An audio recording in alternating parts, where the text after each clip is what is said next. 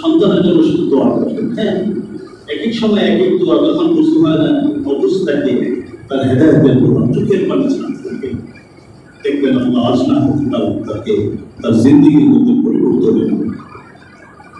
ঠিক তদ্রুপ দোয়া যদি কোনো বাবা মা করেন তখন সেটাও দোয়া কবুল হয়। একটা উদাহরণ পেশ করলাম, আর একটা ছোট উদাহরণ। আপনারা ফুজাইল ইবনে আয়াজের কথা শুনেছেন, অনেক বড় একজন আলেম ছিলেন ফুজাইল ইবনে আয়াজ। তো ফুজাইল ইবনে আয়াজের সন্তান, আপনারা দেখবেন অনেক সময় আমরা সন্তানকে লালন পালন করতে গিয়ে ভদ্রতা, আদব, শিষ্টাচার শিখে ও আমি ডান দিকে টানি ও বাম দিকে টানি। এক পর্যায়ে বাবা মা বিরক্ত করতে আসেন, তিনি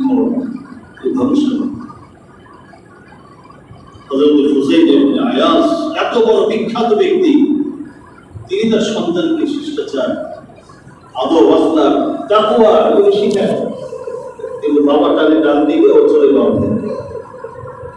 একদিন আল্লাহর কাছে বলে ফেললেন, أني اجتهدت في تأديب ولدي علي فلم أستطع اللهم فأدبه ফুজাইল ইবনে আয়াজের সন্তানের নাম ছিল আলী।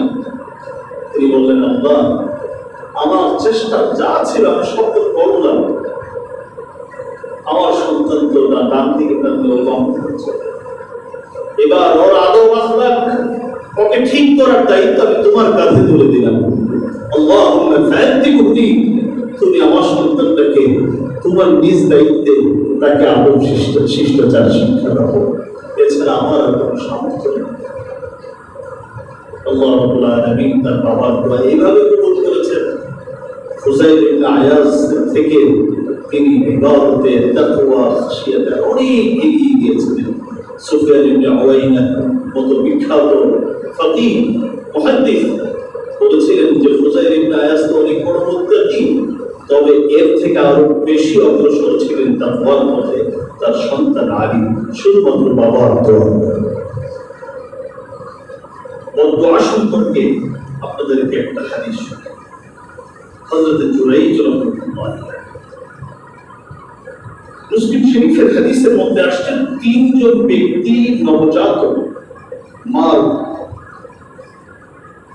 একেবারে কোলে থাকা অবস্থায়, ছোট বাচ্চা, আল্লাহর কুদরতের কথা বলেছিলেন। এই তিনজনের মধ্যে একজনের নাম হলো ইবনে জুরাইজ। একজন অতীতকালের একজন অত্যন্ত বুজুর্গ ছিলেন, নাম ছিল তার জুরাইজ।